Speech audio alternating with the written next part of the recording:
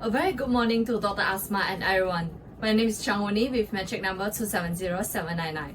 In this video, I'll be explaining the principle and procedures of striking out pleadings and the grounds for an application of striking out pleadings. It is notable that the court may at any stage of the proceeding order to strike out any pleadings to prevent injustice or abuse of the process of the court.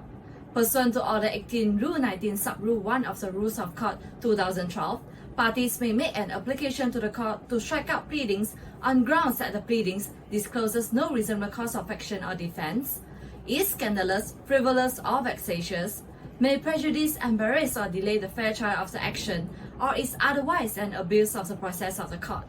The court may then order the action to be stayed or dismissed or judgment to be entered accordingly. The Supreme Court in the case of Bandar Builder Sdn Bhd versus United Malayan Banking Corporation Berhad held that the principles upon which the court acts in exercising its power under any of the four limbs of Order 18, Rule 19, Sub-Rule 1 are well settled. It is only in plain and obvious cases that recourse should be had to the summary process under this rule, and this summary procedure can only be adopted when it can be clearly seen that a claim or answer is on the face of it obviously unsustainable. An application to strike out pleadings is generally strictly granted, and only in cases where it is plain and obvious that the cause of action or defense is unsustainable.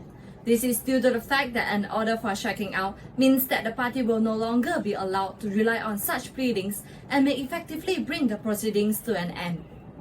The application to strike out any pleadings should be made as soon as possible and be supported by an affidavit. The rule of thumb is that the party should file the application promptly before the close of pleadings.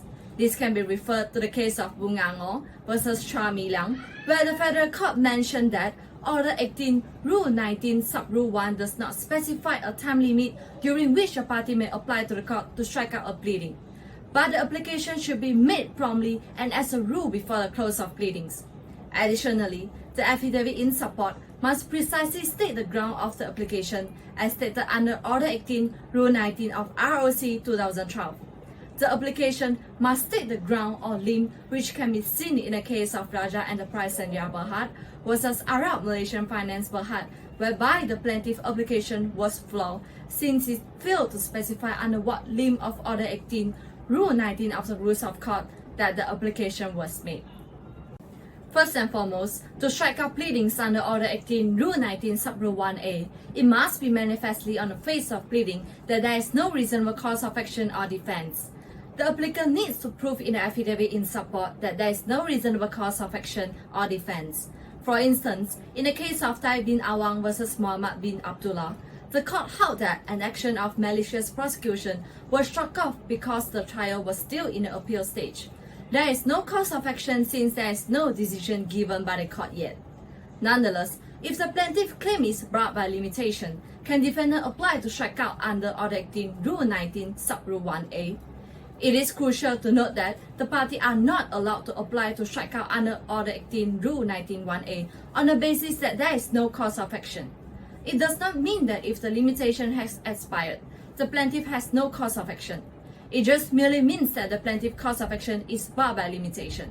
This can be seen in the case of Ronex Properties Limited versus John Land Construction, whereby it was held that the limitation does not remove the cause of action.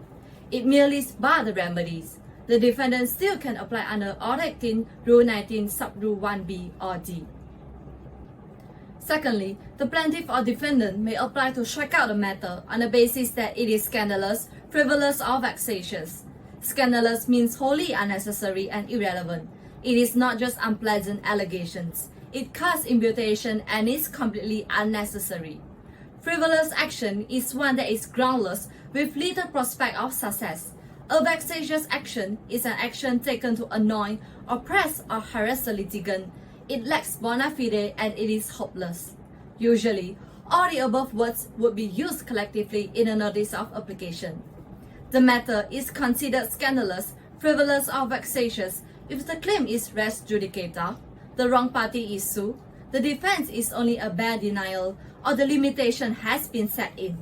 This case can be seen in the case of Malayan Banking versus Gan Kong Yam, whereby it was held that the plaintiff succeeded in striking out certain paragraphs of the defense, on the ground that it discloses no reasonable defense or as being frivolous or vexatious. Thirdly, the plaintiff or defendant may apply to strike out the matter on the basis that it prejudices, embarrasses, or delays the fair trial of the action. It is embarrassing in the sense that if a pleading is not clear as to what is being pleaded, a pleading which confuses another party or takes him by surprise falls under this heading. For instance, it can be referred to the case of Hua Xiongho versus RHB Bank. The court had in this case ruled that the plaintiff does not state any particular rule of court or law so as to alert the court and the defendant as to the plaintiff's cause of action, may be struck out for being embarrassing. Last but not least, the plaintiff or defendant may apply to strike out the matter on the basis that there was an abuse of the process of the court. Abuse of the process of court refers to the situation where the court's process is used unlawfully and not for the actual purpose intended to achieve justice. It must not be used for an improper purpose and must be used for genuine and bona fide purposes. The party cannot commence action with ulterior motive other than genuine or real purpose. The plaintiff or defendant may apply to strike out the matter on the basis that it is an abuse of process. The term abuse of process of the court under Order 18, Rule 19, Sub-Rule 1D has been given a wide interpretation by the courts. It included consideration of public policy and interest of justice. The categories of conduct rendering a claim an abuse of process are not close and could depend on the relevant circumstances of the case. These were ruled by the court in the case of Gabriel Peter and Partners versus V. Chung-jin and others. After evaluating all the grounds laid out in Order 18, Rule 19, Sub-Rule 1 of the ROC 2012, let's discuss a recent precedent case that involves the plaintiff action being struck out on the grounds that it discloses no reasonable cause of action, it is scandalous, frivolous, or vexatious, and it is an abuse of the process of the court. This can be seen in the case of Abdul Aziz bin Lebay Milin versus Suruhanjaya Pengakutan Awam Darat. The core of the plaintiff claim against the defendant is a failure, refusal, or neglect of the defendant to perform and discharge the purported statutory duties and responsibilities in connection with the illegal activities of three ride-hailing companies, namely Uber, GrabCar, and Blacklane.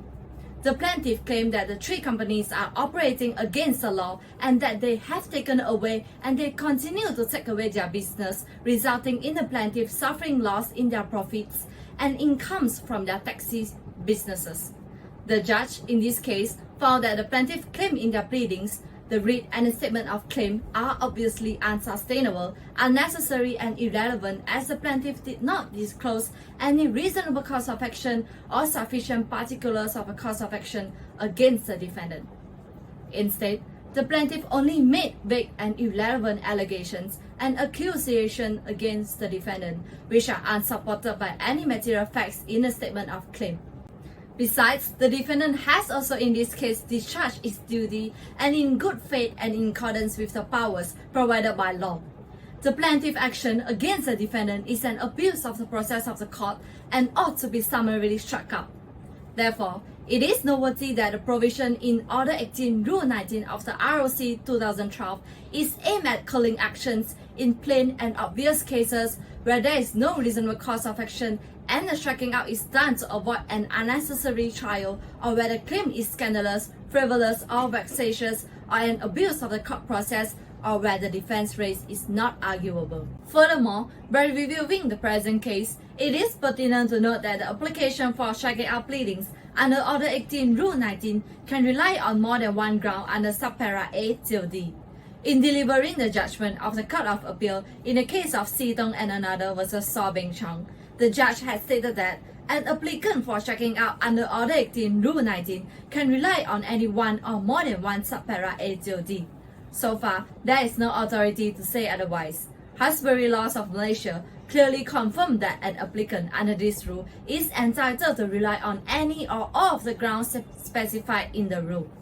An application under this rule is not void and ineffective merely because subpara A had been pleaded together with subpara B till D. Even though subpara A till D are to be read disjunctively, It does not mean that an applicant cannot rely on more than one subparagraph in his application. To conclude, the law on the striking out of pleading is tried. A court will only exercise its power to strike out pleadings under any of the four grounds in Order 18 Rule 19 Sub Rule 1 in plain and obvious cases, a point repeatedly made by the courts and in the Banda Builder Sendirahat Berhad case.